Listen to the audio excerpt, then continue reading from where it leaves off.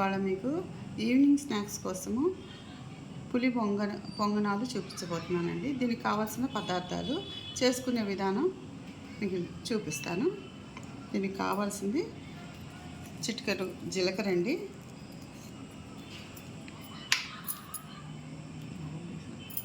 చిటికెడు పసుపు, రుచికి తగిన సాల్ట్ అండి, సన్నగా తరుక్కున్న పచ్చిమిర్చి, కొద్దిగా కొత్తిమీర, కొన్ని సన్నగా తరుక్కున్న పెద్ద ఉల్లిపాయలండి, ఆనియన్స్. ఇవన్నీ చేసుకొని కొంచెం దీన్ని కలుపుకొని మనము ఈ పిండి ఎంత చిక్కగా ఉందా పలసగా ఉందో చూసుకొని దాన్ని బట్టి కొంచెం నీళ్లు కలుపుకోవాలండి.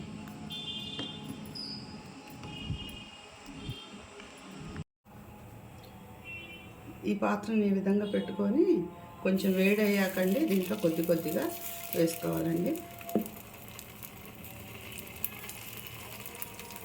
ఈ మన ఇంట్లో మిగిలిపోయిన అట్టు పిండి కానీ ఇడ్లీ పిండి కానీ, ఇడ్లీ పిండిలో కూడా చేసుకోవచ్చండి ఇవన్నీ వేసుకొని. ఇంకా మనకి ఇష్టమైతే క్యారెట్ వేసుకోవచ్చు, బీట్రూట్ వేసుకోవచ్చు, కొబ్బరి తురిమి వేసుకోవచ్చు. అంటే ఆరోగ్యంగా మనకి డ్రై ఫ్రూట్స్ కూడా వేసుకోవచ్చు వీటిలలో. పిల్లలకి మనం డైరెక్ట్గా తినలేనివన్నీ వీటిలలో చేసి తినిపించవచ్చండి. ఇంకా ఇది సిమ్లో పెట్టుకొని నిదానంగా అవ్వాలండి ఇవన్నీ. అప్పుడే బాగా లోపల దాకా కుక్ అవుతాయి. నేను నిదానంగా కుక్ చేస్తాను.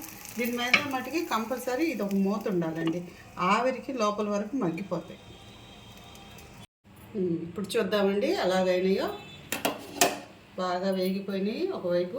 ఇంకోవైపు వేపుకునే ముందు కొంచెం స్పూన్తో కానీ ఇట్లా బ్రష్ ఉంటే కానీ బ్రష్తో కూడా మనం ఆయిల్ రెండో వైపు కూడా అప్లై చేసుకుంటే బాగా వేగుతుందండి రెండో వైపు కూడా. ఇవన్నీ తిరగేసుకోవాలండి.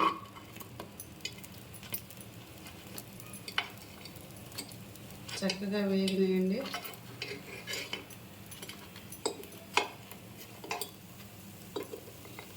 మనం పిల్లల కోసం దీంట్లో కొంచెం అట్టుపిండిలోనే కొద్దిగా నానబెట్టుకొని దాంట్లో జీడిపప్పులు, బాదం పప్పులు, పిస్తా పప్పులు కూడా వేసి మిక్సీ వేసుకొని పెట్టుకోవచ్చండి బలానికి. డైరెక్ట్గా పిల్లలు అవి తినడానికి ఇష్టపడరు కాబట్టి కొన్ని వేరుశనగ విత్తనాలు, జీడిపప్పు, పిస్తా పప్పు, బాదం పప్పు, వాల్నట్స్ అట్లాంటివన్నీ వేసుకొని పెట్టుకోవచ్చండి. ఒకవేళ సాల్ట్ హాట్ ఇష్టం లేకపోతే దీంట్లో కొంచెం బెల్లం కూడా కలుపుకొని, ఈ సాల్ట్ వేసుకోకుండా పచ్చిమిరపకాయలు ఉల్లిపాయలు వేసుకోకుండా అలా కూడా వేసుకోవచ్చు.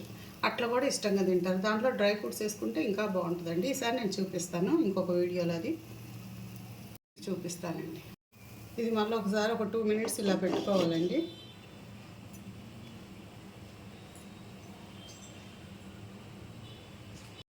ఇంతేనండి. వీటన్నిటిని ఒకసారి బౌల్లో తీసుకోవాలి.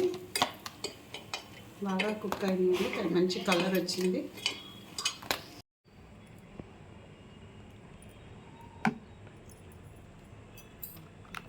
ఇంతేనండి, రెడీ అయినాయి. చాలా క్రిస్పీగా వచ్చినాయి. ఇట్లా చట్నీలో కానీ కారపొడిలో కానీ నెయ్యితో తింటే ఇంకా బాగుంటాయండి. నెయ్యి కూడా వేసుకోవచ్చు ఆయిల్ బదులు.